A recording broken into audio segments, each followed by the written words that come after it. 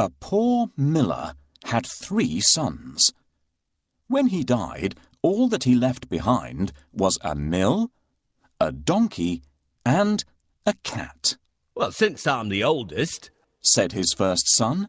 "I'll take the mill." The second son quickly added, "And I'm next. I'll take the donkey." They looked at their younger brother, Marquis. "How lucky you are! You shall have the cat," the brothers said, and laughed out aloud.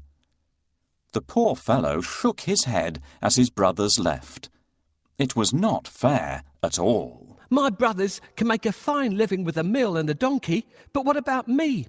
I'm stuck with Puss," said Marquis, wringing his hands in despair. Puss had been listening. He stretched and yawned loudly.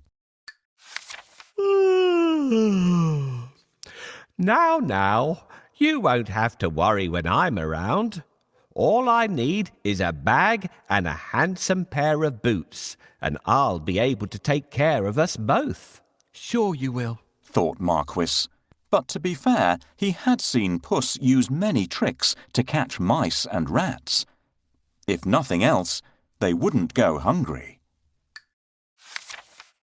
"Our father left us some property in his will. I can't help thinking that it's been divided unfairly. Do you remember what I got?"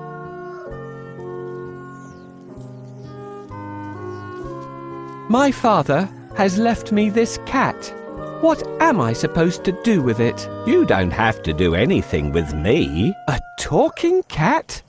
Did I really hear you speak, or am I dreaming?" "My dear master, please don't think that I'm useless.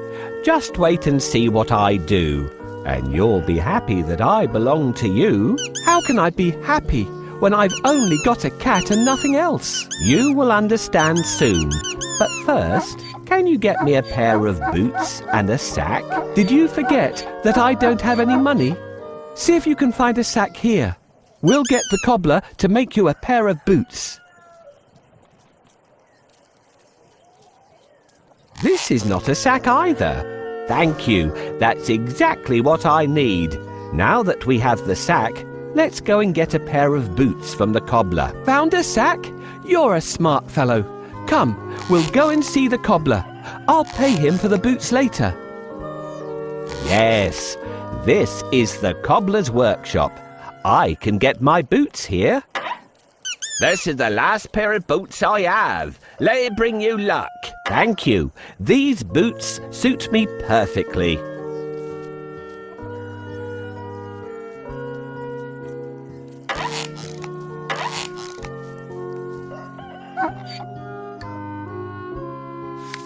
Soon the cat was given his own pair of boots and the new bag that he had asked for. The boots fitted him perfectly, and he looked very smart. Puss packed a juicy cabbage and some bran in the bag, and slung it around his neck. He polished his whiskers and set out. Puss headed straight to a spot where there were plenty of rabbits. He had a great plan in mind. Puss opened the bag wide and hid behind a tree. Soon a rabbit came hopping by. He saw the cabbage and leapt straight into the bag.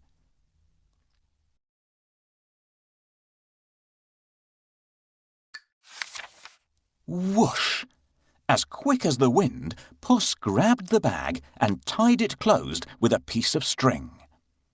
With the rabbit in his bag, Puss walked straight over to the king's palace. He bowed low and presented him with the rabbit.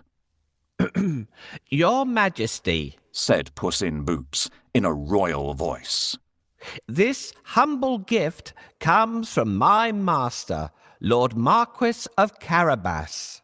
This was a fancy name that Puss had chosen for his master. "What a thoughtful gift," said the king, who loved roasted rabbit. The next time, Puss managed to catch a brace of partridges and took them once again to the king. "This is wonderful. Tell your master I'm very pleased," said the king, who loved partridge stew even more. This went on for 2 months. Puss was becoming an expert at catching game, and the king was getting plumper.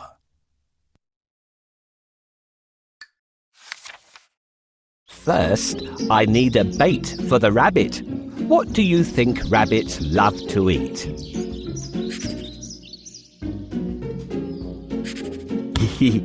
This is exactly what we need. No rabbit can resist the smell of a fresh cabbage. Get ready. When the rabbit comes closer, catch it.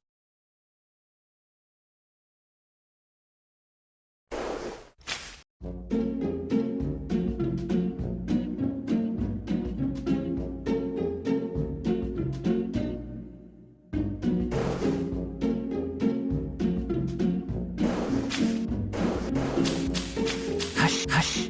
Don't scare. Got you. Thanks for your help. I will take this rabbit to the castle and offer it to the king.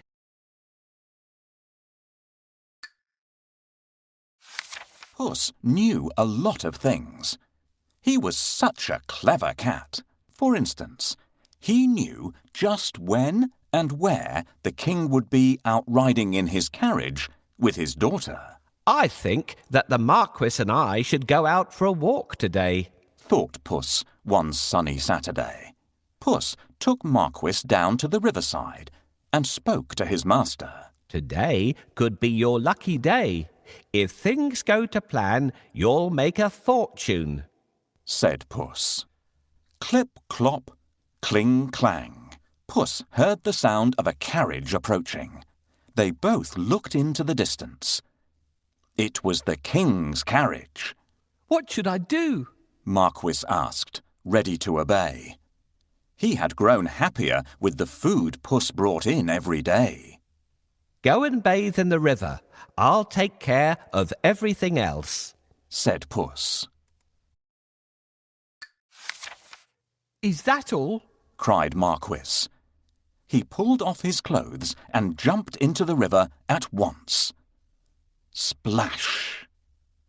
Quickly, Puss hid his master's clothes behind a rock. Help! My master is drowning! Somebody save him! Puss wailed. He was trembling from head to foot. The king recognized Puss at once. He remembered all the lovely meals he had enjoyed thanks to the cat. The king jumped out of his carriage. Go and save him, quickly, the king said to his servants. Puss said to the king, Your Majesty, some nasty thieves have stolen my master's clothes. Is that so? Don't worry. I'll find a suit for him, said the king. He ordered one of his servants to fetch some fine clothes.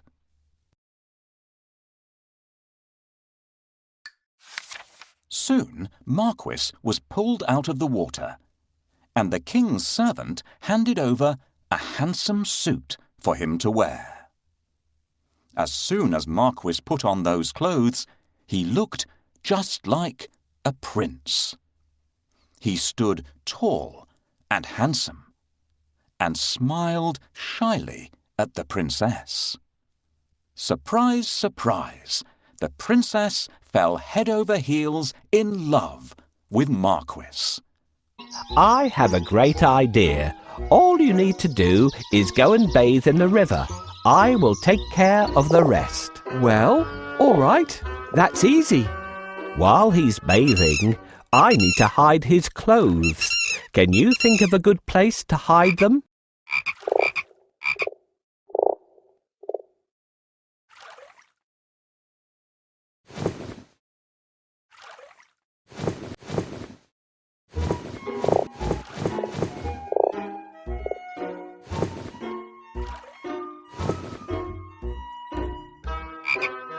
The nest, but it's too small.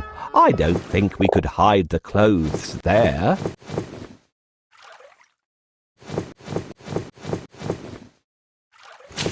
Yes, this is a good place to hide them. The first task is done. We should wait for the king now. Can you see the coach?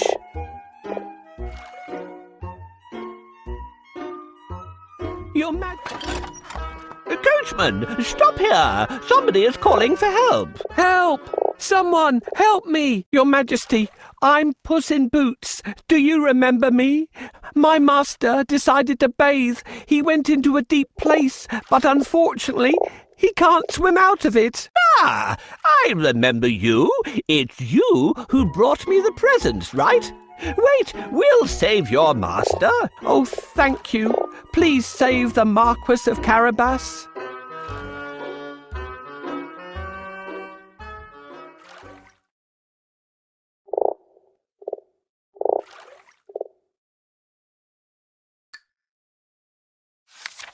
Puss grinned.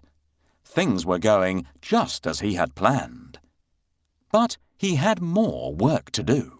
If you will excuse me, I'll go and make suitable arrangements to receive our king at the castle, Puss said.